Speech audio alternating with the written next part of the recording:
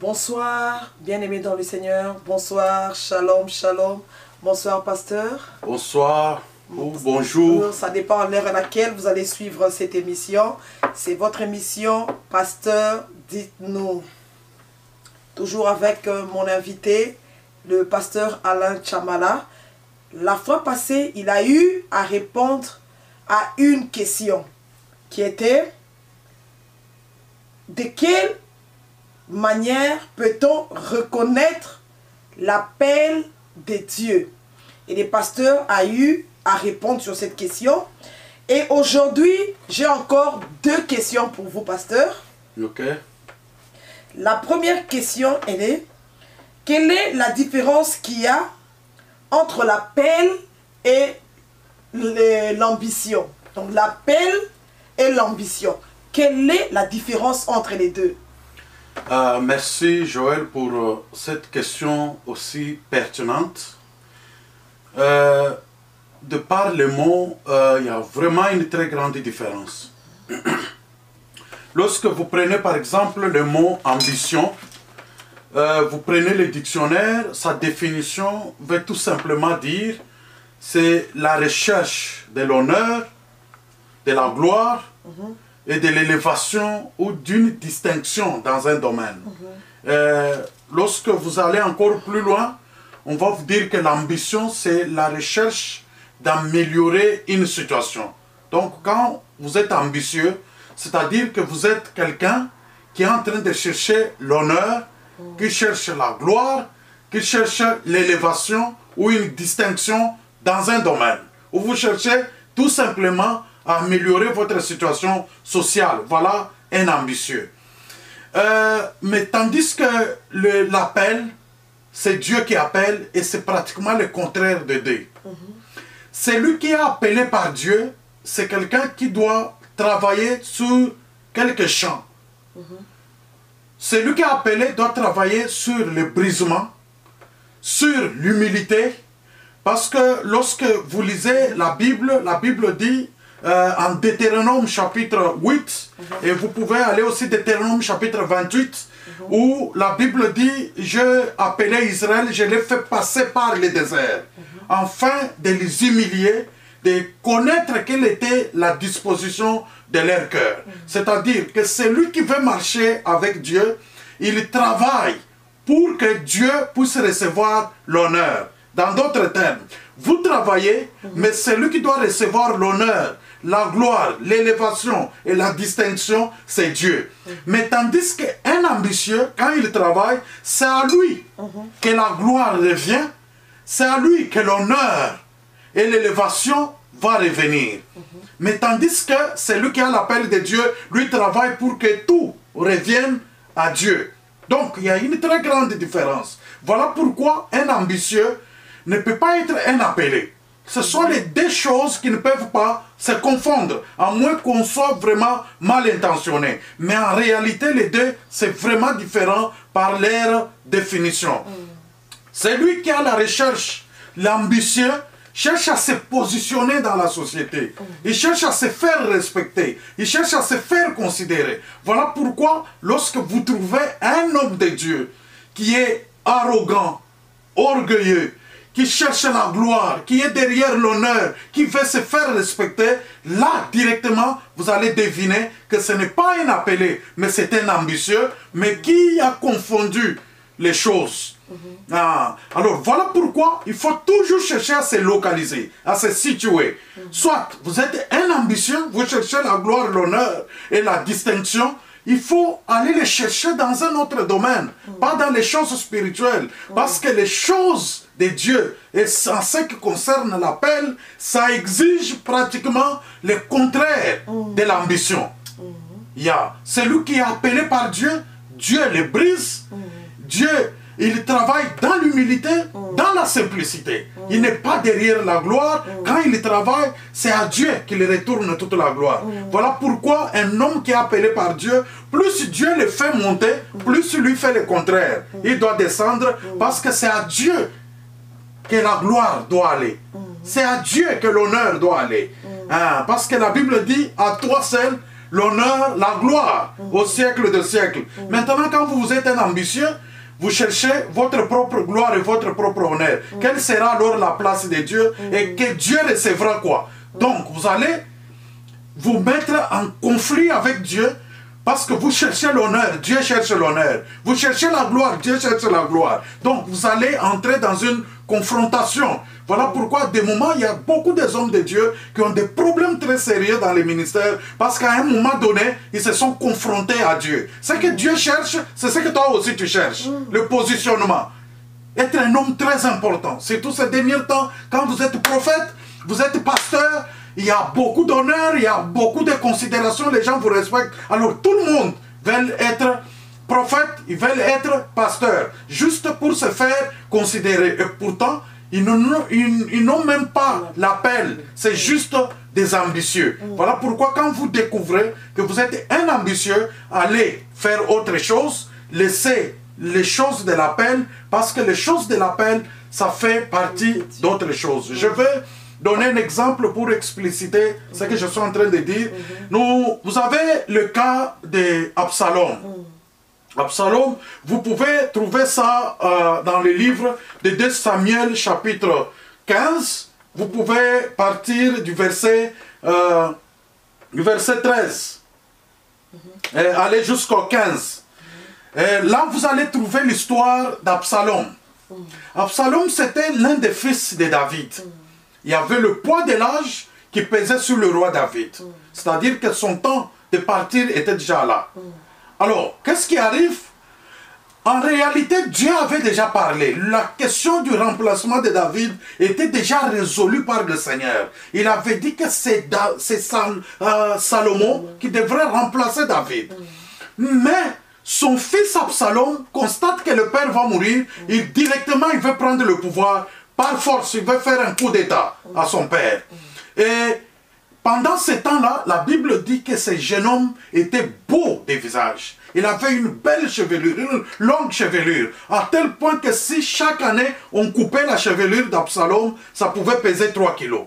Et voilà pourquoi ce qu'il a tué plus tard, quand vous lisez la Bible, c'était ses propres cheveux. C'est-à-dire, les ambitions mal cadrées, ça peut vous amener à la mort. Ce sont ses propres cheveux et sa beauté qui l'a amené à la mort. Alors, pendant ce temps-là, c'est à cause de l'ambition qu'Absalom a voulu remplacer par son père. Ce n'était pas par appel, ce n'était pas par l'onction royale. C'est lui qui avait l'appel royal et l'onction royale, c'était Salomon. Mais Salomon était tranquille, il était calme, mais tandis qu'un ambitieux, c'est que Absalom était ambitieux, il était trop agité, il veut prendre les choses par la force. Joël, un ambitieux, c'est quelqu'un qui peut tuer facilement parce qu'il veut monter.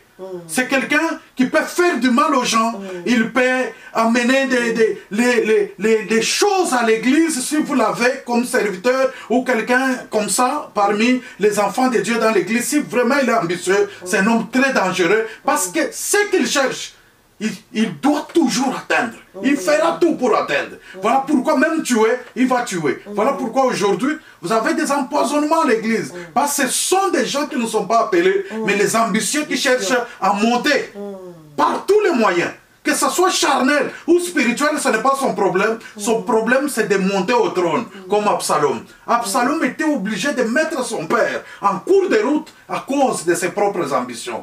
Il y a même des fils qui tuent les pères à cause des ambitions.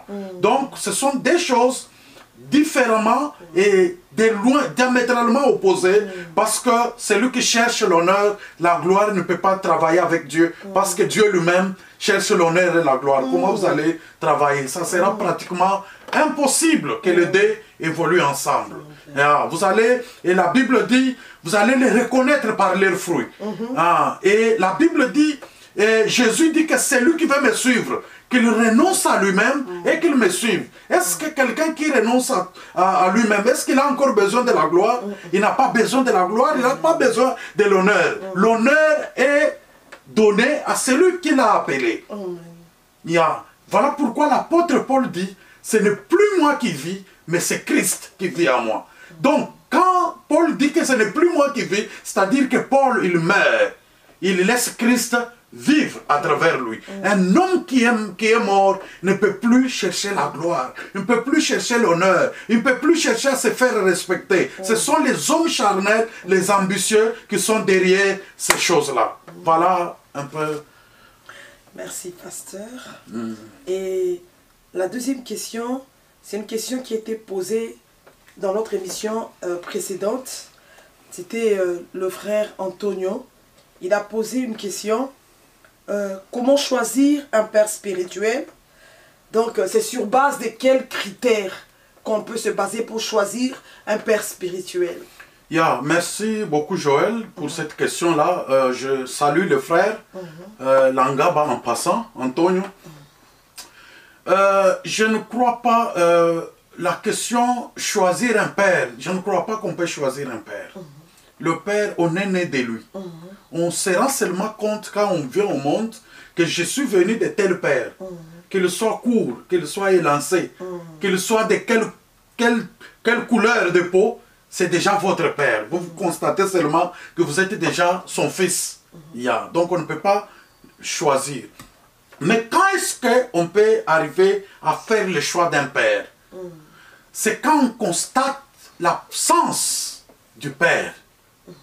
Et l'absence du père peut se faire en deux catégories. Il y a l'absence physique, c'est-à-dire que le père spirituel est mort. Ça, c'est la première absence physique d'un père. Il est mort et il n'est plus là. Deuxièmement, l'absence spirituelle, c'est-à-dire que le père spirituel, il n'est plus dans la voie du Seigneur, il s'est détourné vers d'autres dieux. Ou bien il a carrément quitté la voie du Seigneur, il est rentré dans le monde, il devient païen. Nous avons vu ça. Donc là, on peut dire que nous constatons l'absence physique d'un père, l'absence spirituelle d'un père spirituel et l'absence physique. C'est en ce moment-là que vous pouvez vous référer au Seigneur pour faire le choix de la paternité. Et le choix doit être judicieux et sérieux parce que c'est toute une responsabilité que vous allez prendre et que vous allez aussi donner à quelqu'un d'autre. Donc, il faut d'abord prier et puis il faut choisir quelqu'un qui a une très bonne vie. Pourquoi je dis ça? Parce que le Père, c'est la source. Le Père, c'est une provision. Le Père, c'est une sécurité. Quand vous allez chez un Père spirituel, vous allez vous connecter à lui, il va prier pour vous. Voilà pourquoi c'est très important de ne pas négliger la prière qu'un pasteur, un père fait sur un fils. Il y a des transferts qui sont en train de se faire sur le plan spirituel. Alors, ça veut dire, dans d'autres termes, quand vous choisissez un père spirituel, vous allez partager sa vie. Dans d'autres termes, vous allez partager son honneur, vous allez partager ses réussites, vous allez partager sa réputation, vous allez partager ses capacités et sa dimension spirituelle. Donc, vous pouvez aussi partager la honte du père que vous choisissez. Voilà pourquoi à un moment donné, tu peux arriver quelque part, tu cites le nom de ton père spirituel, les portes se ferment.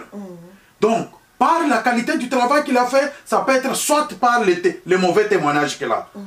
Soit vous arrivez quelque part, vous citez le nom de votre père, les portes s'ouvrent à cause du bon témoignage que votre père a. Donc, tu vas comprendre que choisir un père spirituel, c'est toute une responsabilité qu'il faut prendre au sérieux. Il faut prier que le Seigneur puisse vous orienter parce que l'homme qui va vous couvrir spirituellement, désormais, il va partager. Il y a un transfert qui va se faire régulièrement. Toutes les fois que vous êtes avec lui, vous parlez, il prie sur vous, il y a de l'influence qui va exercer sur votre ministère, sur votre vie. Donc ce n'est pas un choix qu'on doit faire par hasard. Non, on doit prier le Seigneur. On doit être orienté par le Seigneur. On doit être strict. Et on doit être exigeant quand il s'agit d'un père spirituel. Parce que c'est toute une vie que vous prenez. C'est de la vie ou la mort spirituellement. Voilà pourquoi c'est très important pour le frère qui a posé la question, de prier d'abord et d'être vraiment sévère, de ne pas prendre quelqu'un qui n'a aucune réputation, quelqu'un qui n'a pas une bonne vie, et qui n'a aucun niveau spirituel, qui n'a même pas aucun niveau de connaissance. C'est très important, parce que vous aurez à confronter à des choses très difficiles, qui va exiger que le Père puisse intervenir. Voilà pourquoi Jésus a dit, tout ce que j'ai fait vient de mon Père. C'est-à-dire que Jésus avait pour référence le Père. Donc le Père, c'est une référence. C'est un modèle de vie. C'est sur lui que vous allez calquer votre modèle. Dans le ministère, dans votre façon de vivre en couple, dans votre façon de diriger l'église, le Père, c'est pratiquement un modèle qu'il faut calquer. Voilà. Merci, pasteur. En passant, je salue mon Père spirituel, les bishops, Dieudonné au PC et maman Didi au PC. Et